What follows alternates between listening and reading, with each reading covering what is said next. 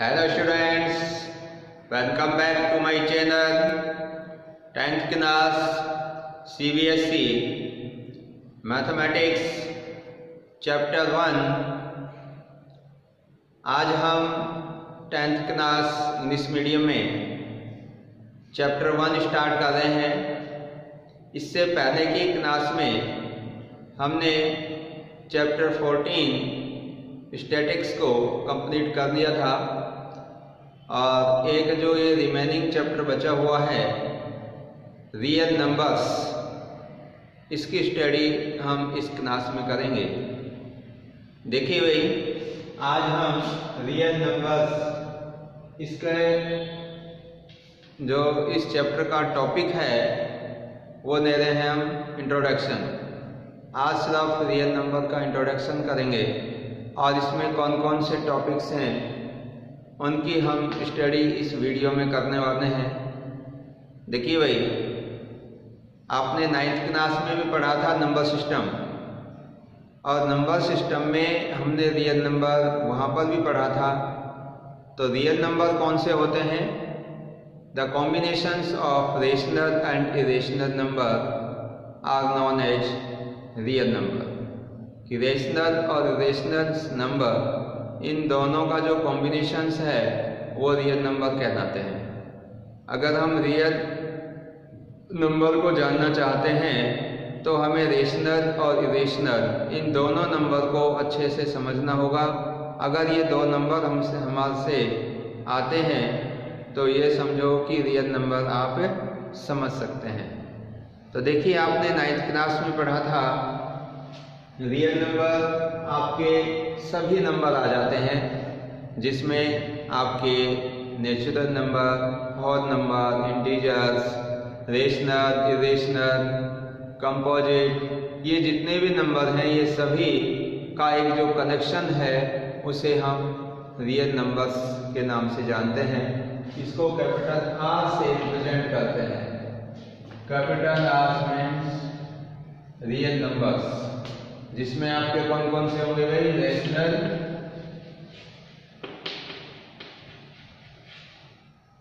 Numbers plus irrational number.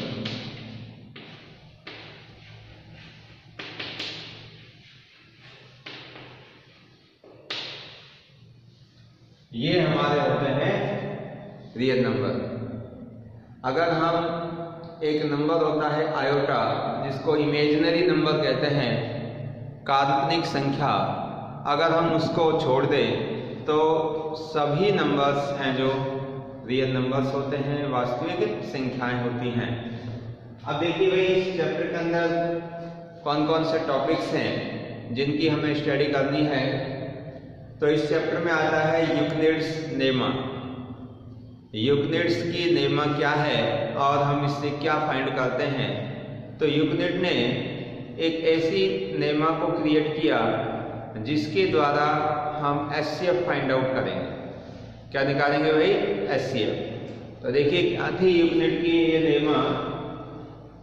Lemma एक तरह से एक प्रूवन स्टेटमेंट होता है कि पहले से ये सिद्ध किया हुआ स्टेटमेंट जिससे हम कोई अदर रिजल्ट निकाल सकते हैं, तो वो लेमा होती है। और उसने बताया कि अगर कोई भी दो ऐसे पॉजिटिव इंटीजर्स हैं ए एंड बी,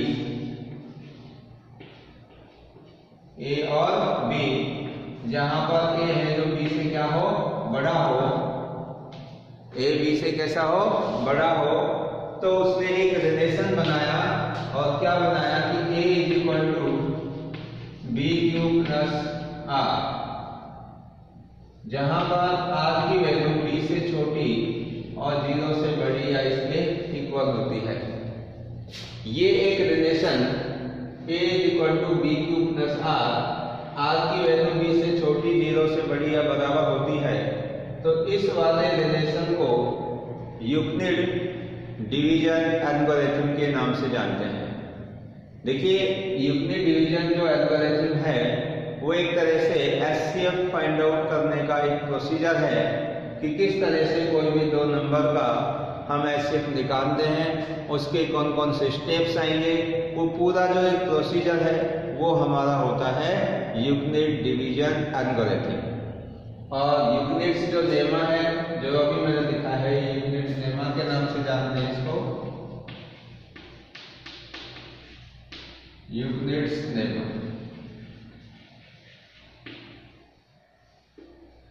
अब इसमें अगर ए की हम बात करें तो ए इज इक्वल टू डिविडेंड। ए क्या है भाई? डिविडेंड। और बी क्या है इसमें? डिवाइजर।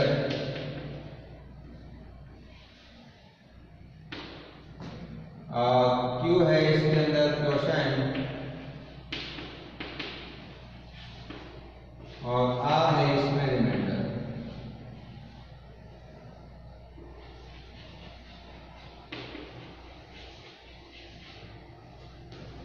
कि अगर हम a को b से डिवाइड करें तो q हमारा क्वोशेंट भागफल आएगा और r इसमें रिमाइंडर बचेगा।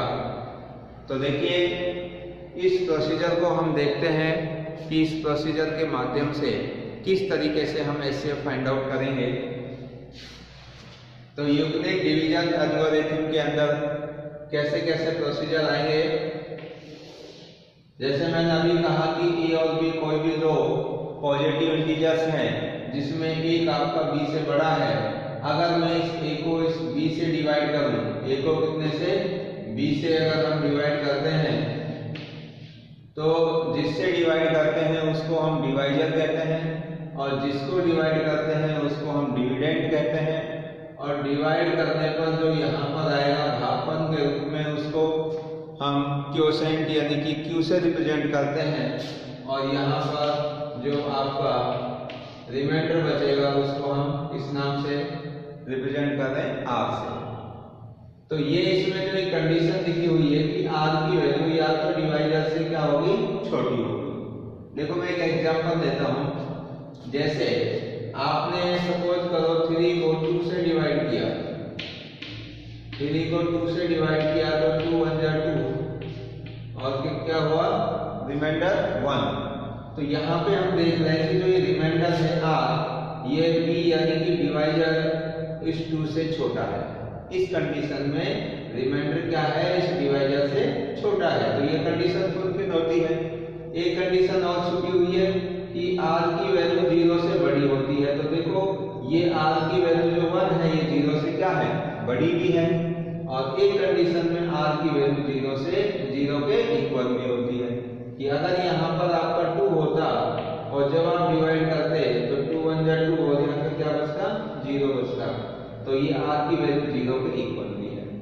तो यहाँ पर जो लेस देन और इक्वल टू का साइन है इसमें दो चीजें छिपी हुई है कि R की वैल्यू 0 से बड़ी भी है और 0 के बराबर भी है। किसी कंडीशन में R की वैल्यू 0 के इक्वल आएगी और किसी कंडीशन में R की वैल्यू 0 से बड़ी होगी।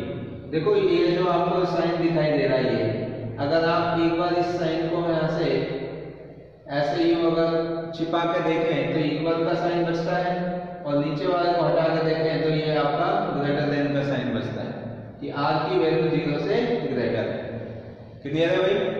तो ये इसमें कंडीशंस हैं और ये जो पूरा प्रोसीजर है जिसके माध्यम से हम एचसीएफ निकालेंगे, इस पूरे प्रोसीजर को हम डिवीजन एल्गोरिथम के नाम से जानते हैं। तो क्या है भाई डिवीजन एल्गोरिथम?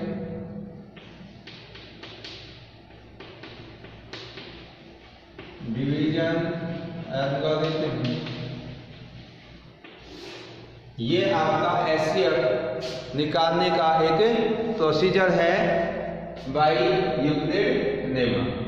यूक्लिड लेमा के द्वारा एचसीएफ निकालने का जो प्रोसीजर है उसको हम डिवीजन एल्गोरिथम के नाम से जानते हैं।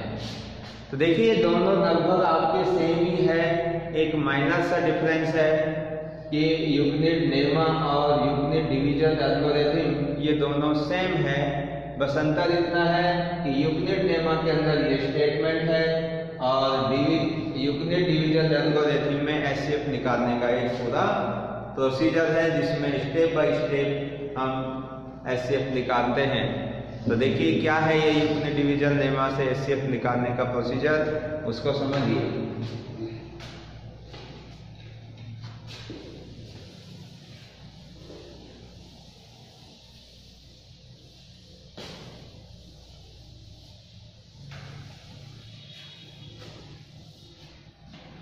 देखिए भाई, सपोज दैट मैं एक एग्जाम्पल देता हूँ।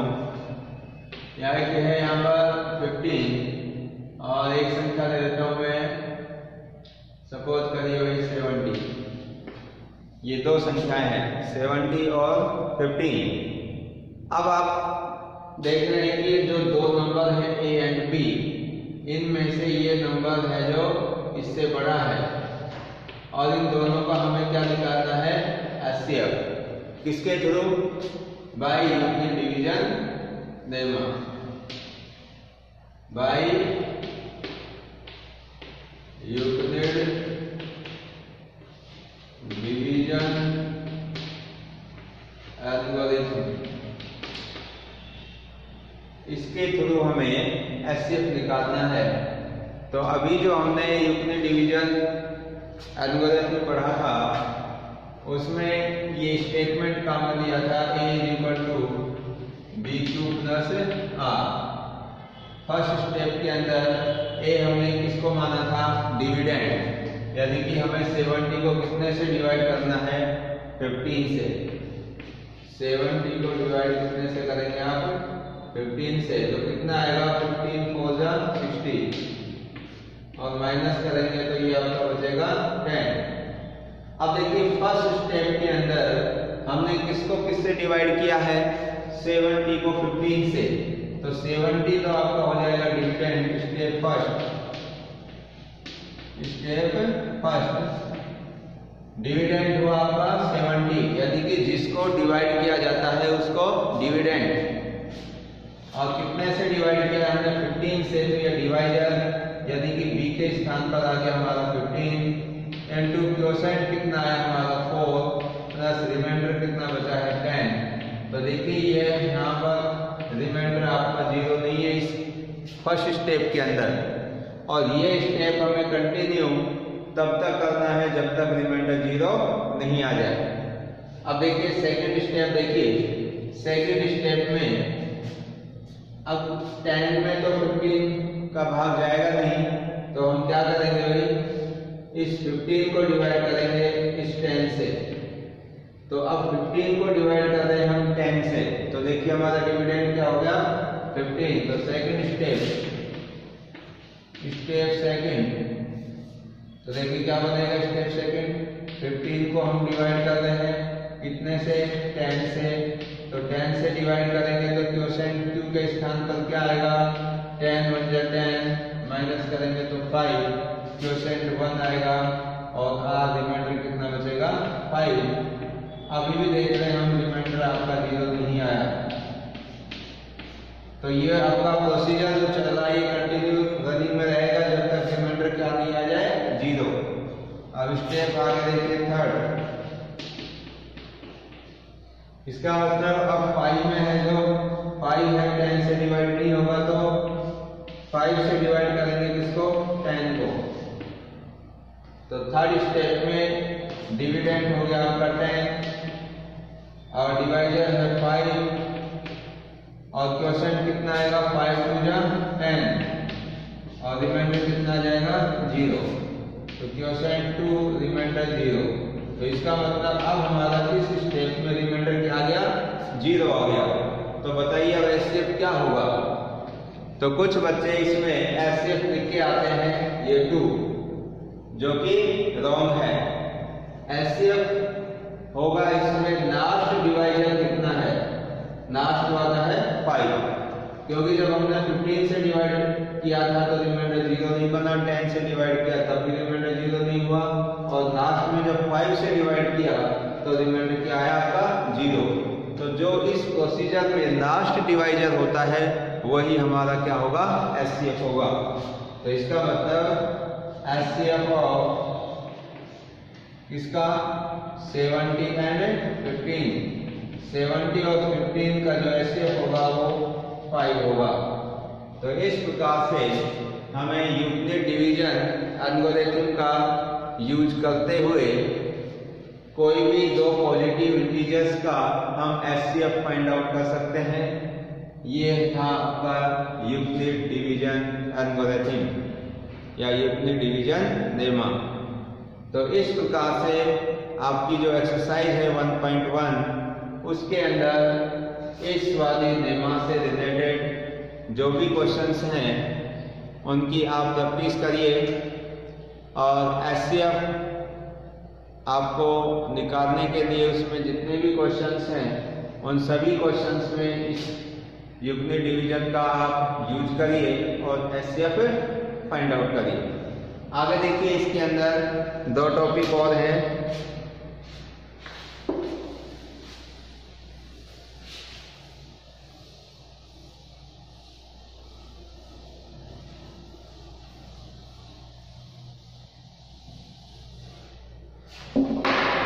देखिए क्या है, नेक्स्ट टॉपिक है इसके अंदर कि कोई भी आपका जो इरेशनल नंबर है उसको प्रूव करना कि prove that it is a irrational number, जैसे √2, √3, √5, √6, √11, ये जितने भी इरेशनल नंबर हैं इनको हमें प्रूव करना होगा कि ये आपके इरेशनल नंबर है। तो इसका पूरा जो प्रोसीजर है प्रूव करने का वो एक्सरसाइज के क्वेश्चंस में हम बताएंगे किस तरीके से हम प्रूव करेंगे। सभी का एक ही तरीका है और उसको एक्सरसाइज में देखेंगे हम।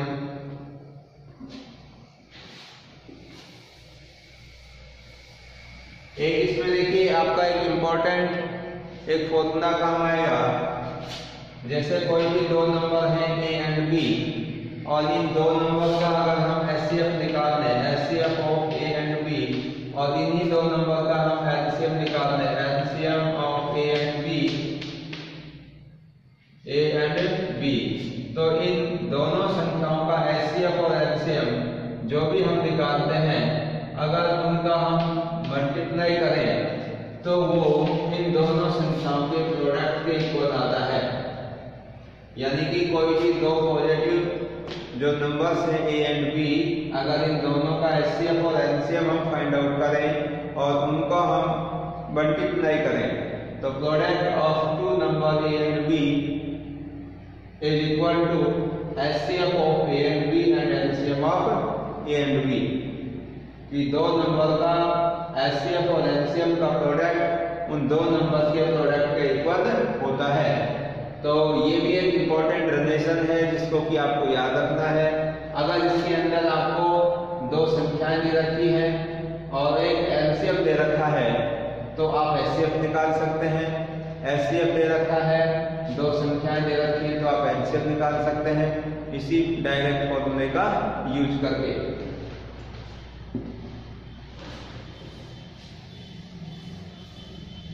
अब देखिए इसके अंदर आती है कि fundamental theorem of arithmetic. Arithmetic की एक फंडामेंटल थ्योरम होती है और वो ये कहते हैं कि जब कोई भी कंपोजिट नंबर है तो उन कंपोजिट नंबर का आप प्राइम फैक्टर कर सकते हैं और उन प्राइम फैक्टर जो भी आपने किए हैं उनका जो क्रम होता है वो यूनिक होता है। जैसे आपने 15 एक कंपोजिट नंबर है और इसके आप प्राइम फैक्टर करेंगे तो 3 into 5 हो गए। तो इनके जो क्रम है ये 3 into 5 की बजाय ये ऐसे भी हो सकता है 5 into 3। मतलब ये जरूरी नहीं है कि 15 के जो प्राइम फैक्टर करें हम 3 into 5 भी करें, आप 5 into 3 भी कर सकते हैं। यानी कि इनका जो सीक्वेंस है उस सीक्वेंस को अगर हम चेंज कर देते हैं तो कोई हमारा फर्क नहीं पड़ता है, सेम वही संख्या रहेगी। यानी कि कोई भी कंपोजिट नंबर को हम प्राइम फैक्टर के रूप में डिवाइड कर सकते हैं जिनका की जो सीक्वेंस है वो यूनिक होता है। मतलब इनके अलावा कोई और प्राइम फैक्टर इनके नहीं हो सकते। आगे देखिए, अब इसके अंदर लास्ट जो आपका एक्सरसाइज है 1.4 उसमें है डेसिमल एक्सपेंशन से रिलेटेड क्वेश्चन और उसके अंदर आपसे पूछता है कि जैसे ये कोई आपको एक डेसिमल नंबर दे दिया 13/8 और आपसे पूछने कि विदाउट नॉन डिवीजन मेथड आप बताइए कि इस रेशनल नंबर का डेसिमल एक्सपेंशन टर्मिनेटिंग है या नॉन टर्मिनेटिंग रिपीटिंग है। आप कैसे पता करेंगे विदाउट नॉर्म डिवीजन मेथड, कि बिना डिवाइड करके आपको ये पता करना है कि इस 13/8 का जो डेसिमल एक्सपेंशन है वो कैसा होगा, टर्मिनेटिंग, नॉन टर्मिनेटिंग, रिपीटिंग या किस प्रकार का है, ये हमें बताना है। तो देखिए इसका तरीका है, क्योंकि डिवाइड करके तो हम बता सकते हैं किस प्रकार का आएगा, लेकिन विदाउट डिवीजन किए हम कैसे पता करेंगे। तो इसमें इस रेशनल नंबर के डेनोमिनेटर को देखिए आप, तो इसका डेनोमिनेटर क्या है, 8 है, डेनोमिनेटर 8। तो इस 8 के हमें प्राइम फैक्टर करके देखने भाई, 8 के क्या करेंगे, प्राइम फैक्टर। तो 8 के प्राइम फैक्टर क्या होगा, 2 × 2 × 2, यानी कि 2 की पावर 3 होगा। ये इस प्रकार से भी आ सकता है आपका, जैसे 7/10, तो 7/5 × 2, 10 के प्राइम फैक्टर क्या होंगे, 5 और 2। ऐसे भी हो सकता है आपका 13/, सपोज करिए ये आ गया आपका 5, तो 5 के प्राइम फैक्टर 5 ही होंगे। तो आप देख रहे हैं कि कोई भी रेशनल नंबर में अगर हम डेनोमिनेटर के प्राइम फैक्टर करें तो उसमें या तो आपका 5 का फैक्टर आए या 2 के फैक्टर आए या दोनों आ जाए, 5 और 2। जैसे यहाँ पे देखा तो आपने इसमें 2 के फैक्टर आए। इसको अगर हम सॉल्व करेंगे 13/8 के प्राइम फैक्टर हुए 2 की पावर 3, तो डेनोमिनेटर में या तो 2 का फैक्टर आ रहा हो या 5 का आ रहा हो या दोनों आ रहे हो, तो आप समझ जाइए कि उस रेशनल नंबर का डेसिमल एक्सपेंशन टर्मिनेटिंग होगा। कैसा होगा भाई, टर्मिनेटिंग होगा। कब होगा टर्मिनेटिंग, जब कोई भी रेशनल नंबर का डेनोमिनेटर या तो 2 की पावर में आता हो या 5 की पावर में या दोनों में। यानी कि शॉर्ट फॉर्म में ऐसा लिख सकते हो कि आपका डेनोमिनेटर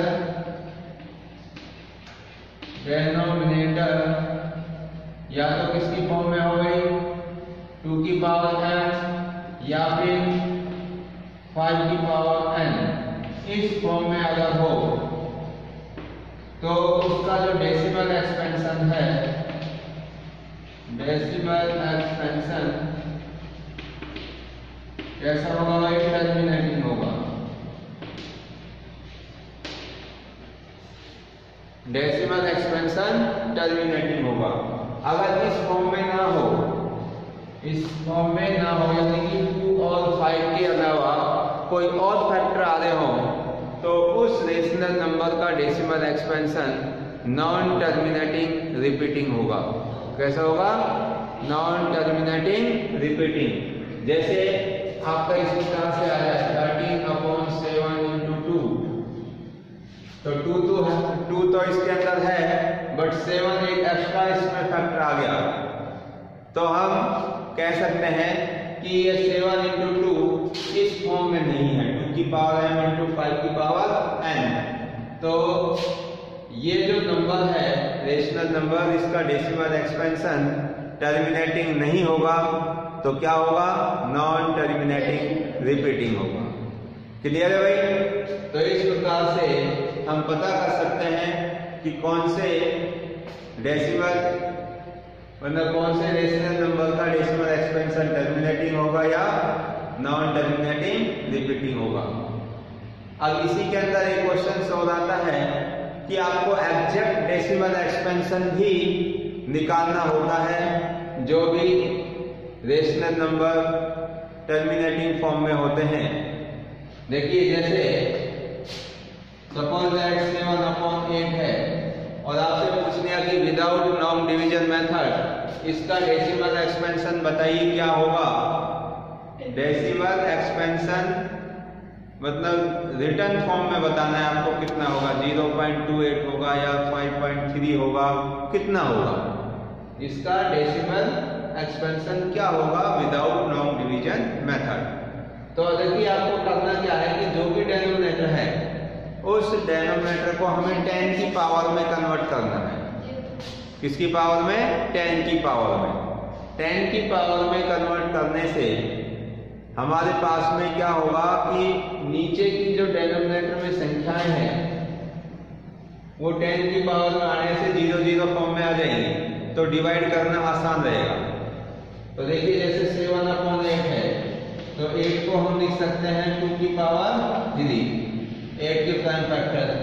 अब 2 की पावर 3 है, तो इसको मुझे 10 की पावर में कन्वर्ट करना है, तो हम एक्सपोनेंट रूल का यूज कर सकते हैं और इसको 10 की पावर में कन्वर्ट करने के लिए 5 की पावर 3 से डिनोमिनेटर में मल्टीप्लाई करेंगे और 5 की पावर 3 से ही न्यूमरेटर में मल्टीप्लाई करेंगे। तो अब देखेंगे हमारी पावर सेम है, तो बेस मल्टीप्लाई हो जाएगा और क्या होगा 7 इंटू 5 की पावर 3 अपॉन 10 की पावर 3। तो 7 इंटू 5 की पावर 3 करेंगे तो ये 125 और 10 की पावर 3 का मतलब 1000। और जब इसको आप मल्टीप्लाई करोगे तो 7 पंजे 35, 12 7 84, 3 87 अपॉन 1000 और नीचे 3 0 है तो 3 संख्या छोड़कर डेसिमल लगा देंगे तो 0.875 ये हमारा डेसिमल एक्सपेंशन आ गया। तो इस 7/8 का जो डेसिमल फॉर्म होगा वो कितना होगा 0.875। हमने बिना डिवाइड किए इसको फाइंड आउट कर दिया। क्लियर है भाई? तो इस प्रकार से ये जो आपका चैप्टर था फर्स्ट, इस फर्स्ट चैप्टर के ये मेन इंपॉर्टेंस जो पॉइंट्स थे इनका हमने इंट्रोडक्शन पढ़ लिया है और यही इसके अंदर मेन टॉपिक्स थे। तो इससे आगे की जो वीडियो हम बनाएंगे उसमें एक्सरसाइज के क्वेश्चन सॉल्व करेंगे। So thank you and thank you very much.